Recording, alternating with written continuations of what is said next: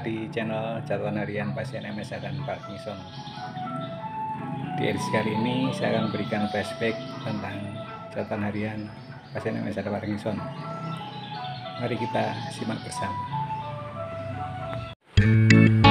Sungguh sangat berarti saya bisa di dalam hidup ini, dimana background saya yang benar-benar dari dasar, dari nol, dari keterpurukan, dimana ketika sedang jatuh dan harus dirawat.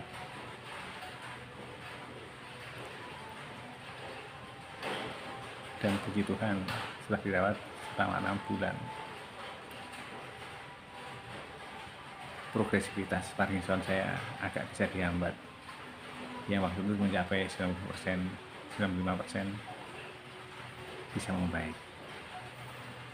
Walaupun banyak hal yang dikatakan hilang dari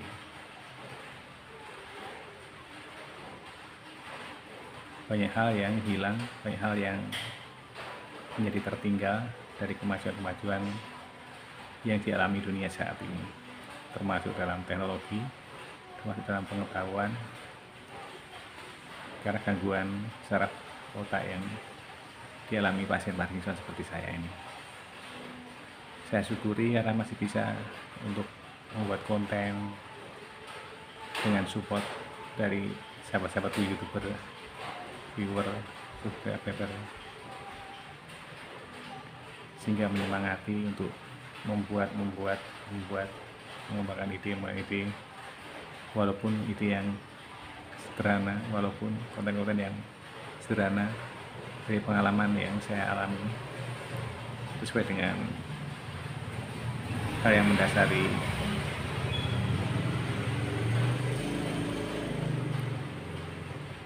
channel saya ini sebagai catatan harian pasien MSA dan Parkinson. Jadi seperti diary yang saya tuliskan, saya bukukan, saya dokumentasikan dalam YouTube, baik terkait dengan kehidupan di rumah, dari pagi, bangun pagi sampai malam tidur dan bangun lagi.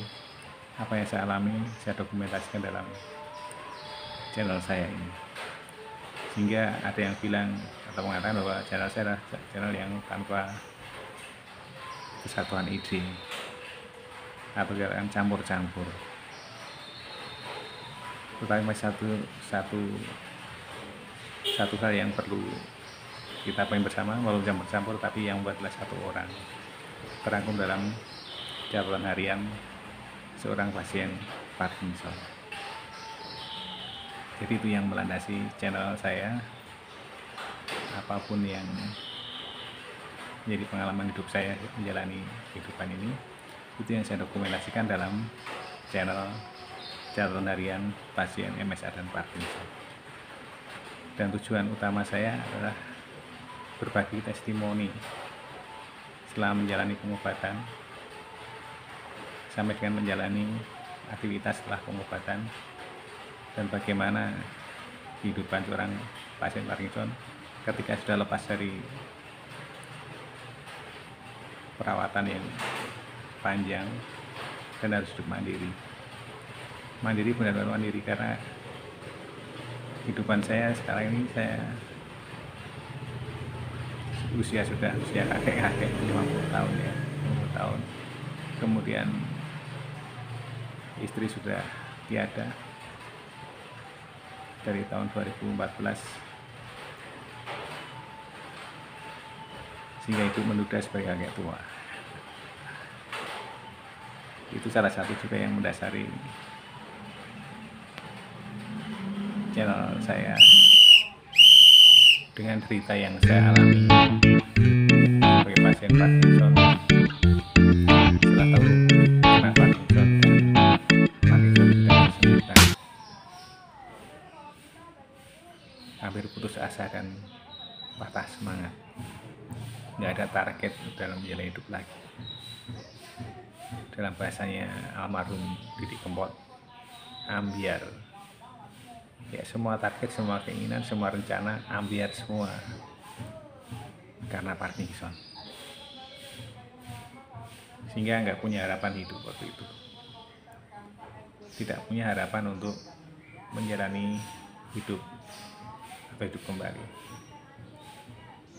karena yang adalah derita, derita, dan derita.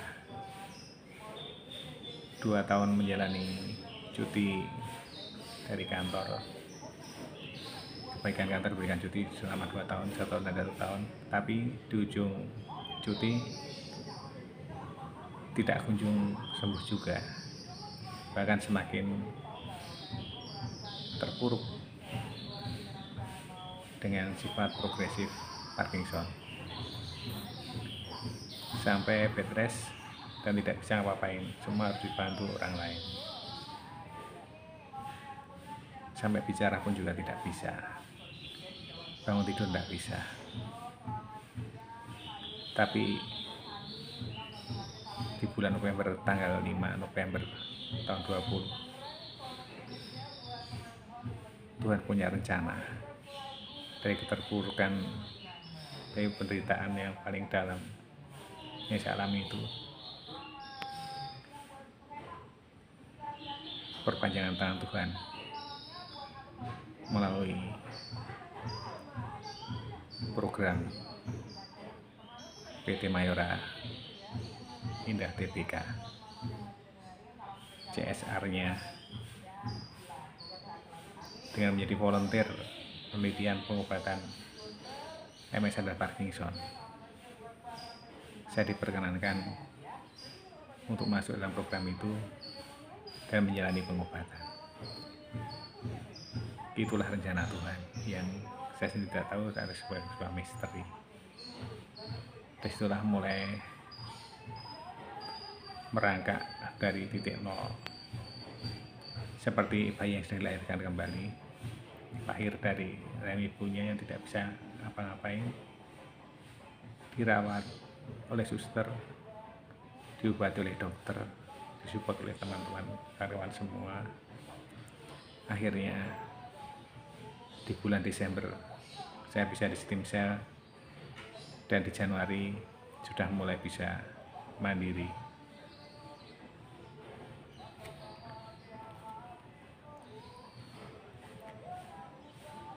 Harapan saya adalah bisa hidup mandiri dan tidak merepotkan orang lain. Walaupun kenyataannya masih juga kadang-kadang merepotkan sahabat-sahabatku semua. Dari wajah kelihatannya sudah sehat segar begini, tetapi cerita seorang pasien Parkinson tidak hanya dari wajahnya yang segar, dalam kehidupan sehari-harinya. Puji Tuhan, dengan stem cell bisa menghambat progresivitas Parkinson itu, walaupun masih juga harus minum obat, hidup berdampingan dengan obat, seperti itu.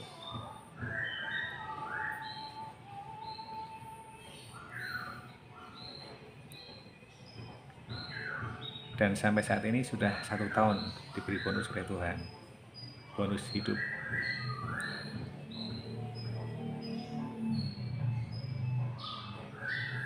Dari bulan November sampai November lagi, bahkan sudah sampai Desember sekarang, 1 tahun, genap 1 tahun perjalanan membaiknya kondisi dari keterpurukan Parkinson ini.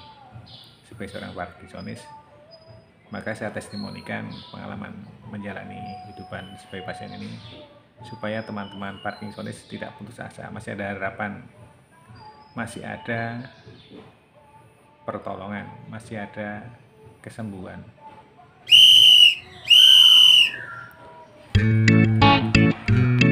Kalau bicara soal target, ya menjalani kehidupan pasti punya target awal tahun, dan sudah dievaluasi di akhir tahun juga. Target utama saya yang pertama adalah sembuh dari sakit. Tahun 2020 adalah tahun yang berat bagi saya, cobaan yang berat. namun Tuhan tidak akan mencobai kita melebihi kekuatan kita dan menghadirkan Sang Penolong. Tahun 2020 selama 6 bulan sebagian besar dari konten di channel saya memang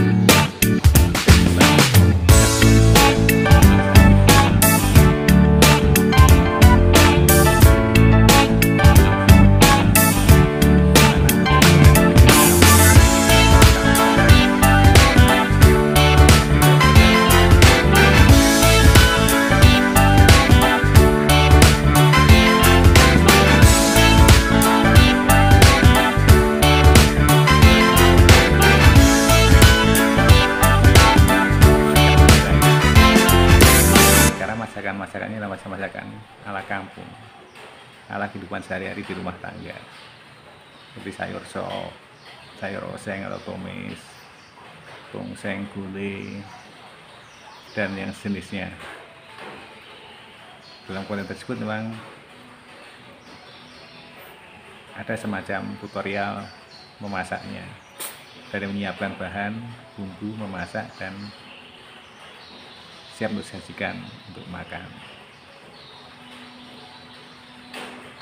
Ya mohon dimaafkan kalau konten tersebut ada yang tidak pas atau kurang cocok, karena didasari dari saya bukan seorang koki atau seorang chef, tapi dari pengalaman seorang pasien Parkinson yang keterbatasannya masih diberi kesempatan untuk bisa melakukan aktivitas memasak sendiri, masih bisa melakukan aktivitas makan sendiri, tidak disuapin lagi, bersih-bersih dapur sendiri juga masih bisa itu.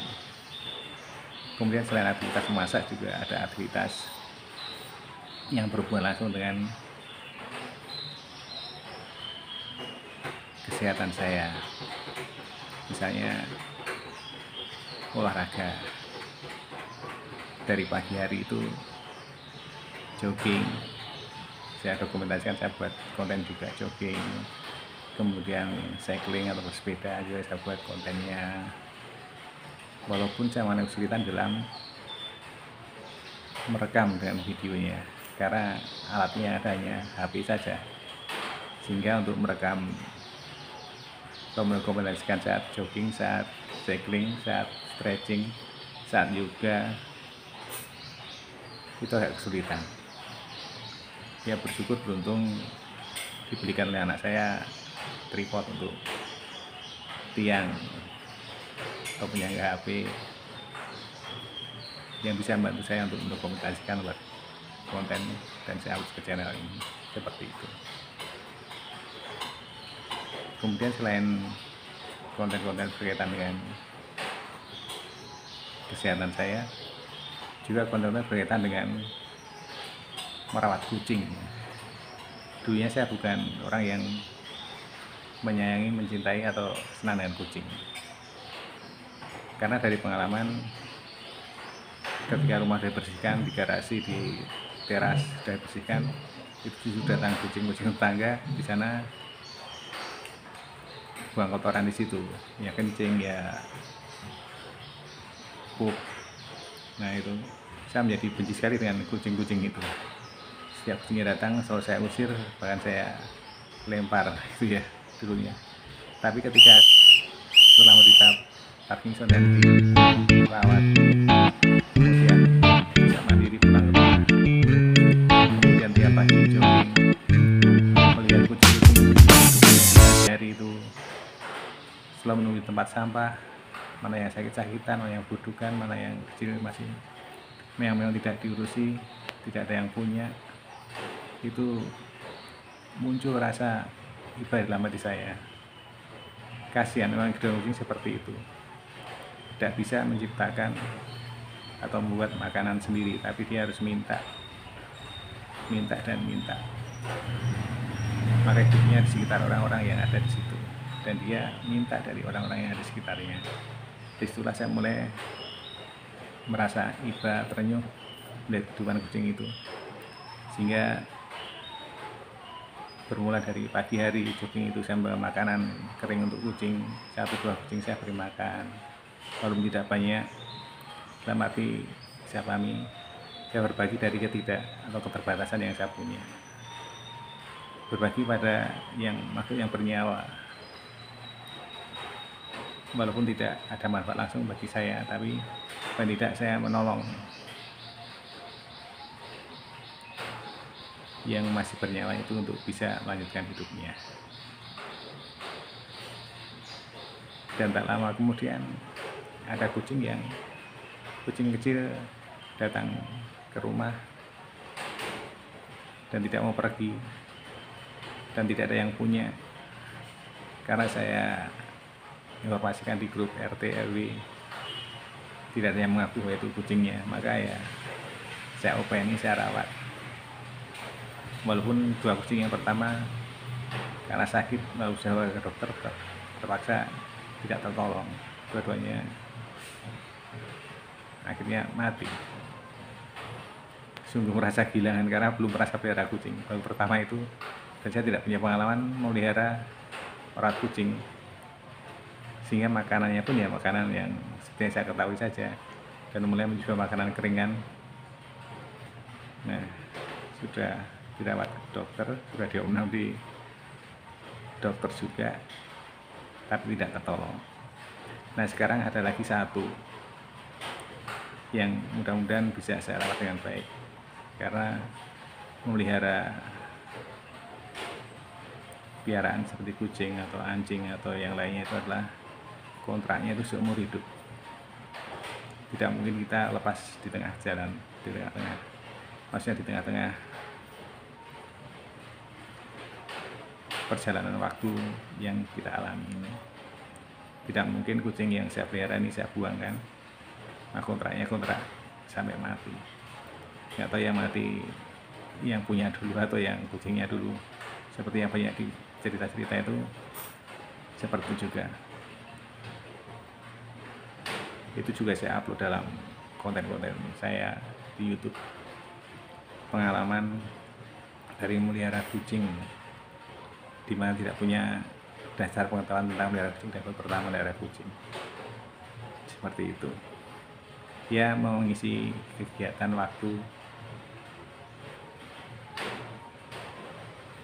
yang mungkin berguna juga ketika saya sharekan, saya testimonikan kepada sahabat-sahabatku melalui channel catatan harian pasien Parkinson dan MSA. Itu. Terima kasih guys sudah menyimak video ini sampai akhir, dan saya masih mohon kepada sahabat-sahabatku semua untuk memberikan masukan-masukan, saran-saran terhadap konten-konten yang saya upload, supaya bisa menyempurnakan dan lebih baik lagi di tahun 2022 ini. Kita tinggalkan tahun 2021 dengan harapan lebih baik dari sebelumnya. Jangan lupa juga guys, masih mohon bantuannya untuk klik tombol like jika suka, berikan komen, subscribe, dan di-share ke teman-teman yang lain, siapa tahu berguna bagi mereka juga. Sampai jumpa di video-video berikutnya dalam channel yang sama. Salam sehat semangat, selamat menyongsong atau memasuki tahun baru 2022. Sukses untuk kita semua.